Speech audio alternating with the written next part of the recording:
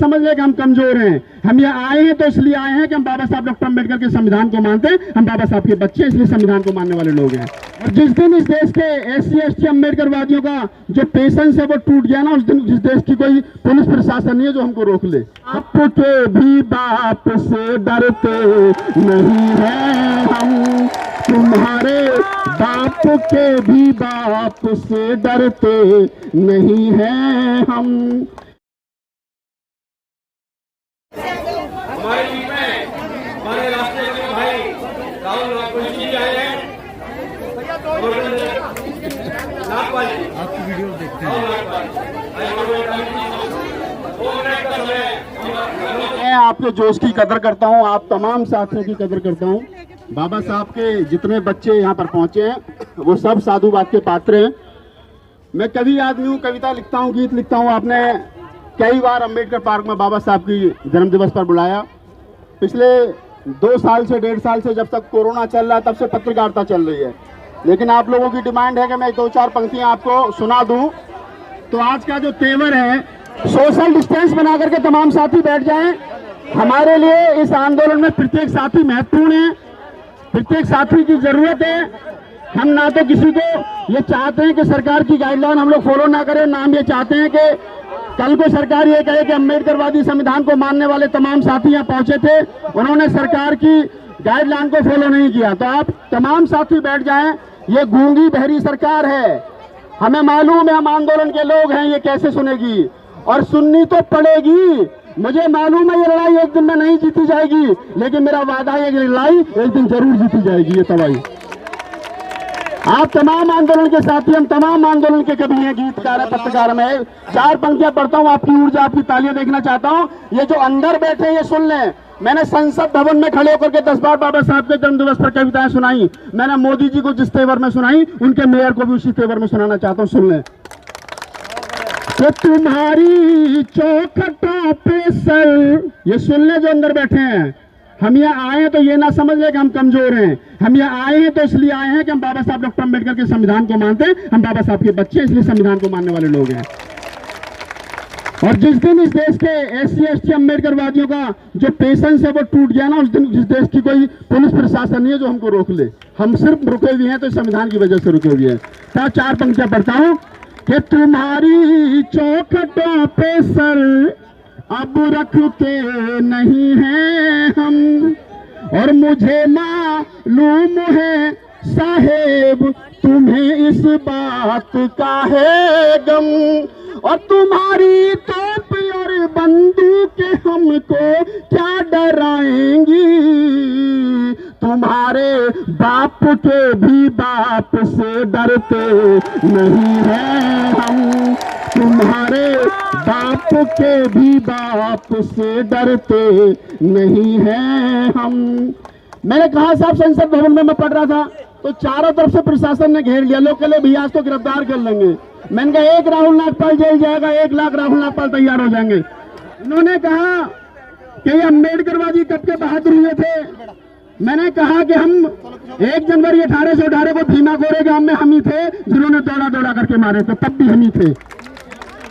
4 पंक्तियां पढ़ता हूं, अपनी बहादुरी के अपने महापुरुषों के नाम करता हूं। इसी तेवर में आप लोग जिस मोहब्बत से सुना उसी मोहब्बत से सुने कि हमारे वीरों की गाथा कोरेगांव सुनाता है, और हमारे खून के किस्से सहारनपुर बताता है, और ये बाबा के दीवानों की कहानी है जरा सुन लो, तुम्हारी आंख से आंख कोई राहुल मिलाता है, तुम्हारी आंख से आंख कहीं राहुल मिलाता है।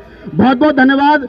एक शेर पढ़ देता हूं आपके लिए कि ना झूठे रिश्ते रखते हैं, ना झूठी शान रखते हैं, दीवाने भीम के हैं हम, अलग पहचान रखते हैं, अलग पहचान रखते हैं, अलग पहचान रखते हैं। बाबा साहब डॉक्टर अम्बेडकर के बच्चों की क्या तमन्ना है।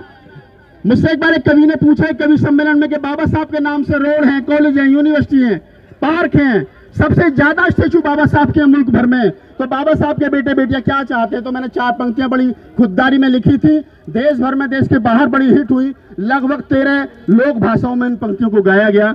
मैं आपके साथ समक्ष आपने पहले भी सुनी है, यूट्यूब पे बहुत ज्यादा सुनी है, टीवी पर सुनी है। मैं 4 पंक्ति निवेदित करता हूँ। क्या तमन्ना है बाबा साहब के? आंदोलन में गए। अच्छा, आपके आंदोलन में भी मुझसे पहले सुना दिए। चलिए सुनिए कि तमन्ना में तमन्ना अभी एक और बाकी है। क्या बाकी है बाबा साहब के बेटे बेटियों की तमन्ना? कि तमन्ना में तमन्ना अभी एक और बाकी है, ये फोटो भीम की नोटों पे अभी आनी बाकी है। इन्होंने कहा, मैंने पढ़ी साहब, तो मुझसे कहा जी वो 2000 के नोट तक तो महात्मा गांधी जी बुक है, अब क्या होगा? मैं कहता देखो भाई, मैं महात्मा गांधी जी का विरोधी नहीं हूं, लेकिन उनका समर्थक भी नहीं हूं। मैं कहता हूं कि छोटा नोट छोटा आदमी। महात्मा गांधी जी सिंपल 10वीं थे और LLB थे। बाबा साहब विश्व के सबसे ज्यादा बुद्धिमान व्यक्ति थे। बड़ा नोट 5000 का लाओ, बाबा साहब की फोटो, क्या होगा? समस्या का समाधान। पंक्तियां पढ़ता हूं। ये जो लोग आज की तारीख में कह रहे हैं ना कि बाबा साहब का पार्क हटाओ, यहाँ पार्किंग बनाएंगे, बाबा साहब की मूर्ति तोड़ दो, बाबा साहब का चश्मा तोड़ दिया, अगर बाबा साहब की फोटो नोटों पर आई तो ये जितने हैं ना कमबख्त, बाबा साहब की फोटो दिवाली के दिन थाली में रख के पूजा करेंगे, मेरा वादा है। पंक्तियां पढ़ता हूं आप लोगों के लिए कि तमन्ना में तमन्ना अभी एक और बाकी है, ये फोटो भीम की नोटों पे अभी आनी बाकी है, और दिवाली के दियों से फिर यहाँ पूजते रहे बाबा, दीवानो भीम को देनी यही सौगात बाकी है, दीवानो भीम को देनी यही सौगात बाकी है। गाना चल के तमन्नाओं में तमन्ना अभी एक और बाकी है, ये फोटो भीम की नोटों पे अभी आनी बाकी है, दिवाली के दियों से फिर यहाँ पूजते रहे बाबा, दीवानो भीम को देनी यही सौगात बाकी है, दीवानो भीम को देनी यही सौगात बाकी है, तमन्नाओं में तमन्ना अभी एक और बाकी है, तमन्नाओं। आज जो धरना प्रदर्शन हो रहा है किस लिए हो रहा है? ये धरना प्रदर्शन इसलिए हो रहा है कि यहाँ पर जो बाबा साहब डॉक्टर BR अम्बेडकर का जो पार्क है नवयुग मार्केट में, वो 50 सालों से वहाँ बाबा साहब की जयंती मनाई जाती है, जिसके चलते बाबा साहब डॉक्टर अम्बेडकर के अनुयायियों की आस्था जुड़ी है।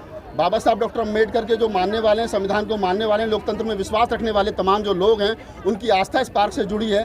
हर साल 3 दिवसीय मेला यहाँ लगता है, जो देश भर में सबसे बड़ा मेला उसको हम कह सकते हैं। आज उस पार्क को तोड़ करके ये गूंगी भरी सरकार, ये नगर निगम, ये योगी की सरकार, ये मोदी की पुलिस, ये मोदी जी का सिस्टम वहाँ तोड़ करके पार्किंग बनाना चाहता है।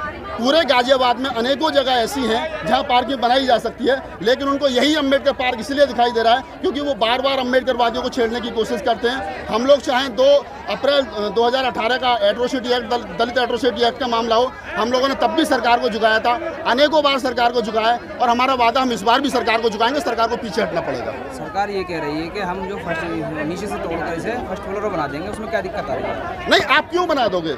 हम तो नहीं बनवा रहे। क्या किसी अम्बेडकरवादी ने, किसी बाबा साहब डॉक्टर BR अम्बेडकर के मानने वाले ने, जिनकी आस्था बाबा साहब डॉक्टर BR अम्बेडकर में है, उन्होंने नगर निगम को जाकर के कहा कि आप इस पार्क को तोड़ करके अंडरग्राउंड पार्किंग बना दो?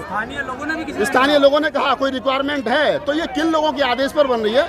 ये कोई यहाँ डॉक्टर अम्बेडकर के पार्किंग बनाने का इरादा नहीं है, ये यहाँ पर डॉक्टर अम्बेडकर पार्क को हटाने की साजिश है। ये अभी कह रहे हैं कि हम ऊपर पार्क बना देंगे, नीचे पार्किंग बन जाने, तो ये पार्क को हटाने की साजिश है, ये शुरुआत है। पहले यहाँ पार्क के सामने बहुत सारी चीजें हैं, आप देखेंगे ना, बहुत सारी चीजें हैं, आप देखेंगे पत्रकार महोदय, आप देखेंगे कि मैं कह रहा हूँ कि आपको अम्बेडकर पार्क ही क्यों चाहिए?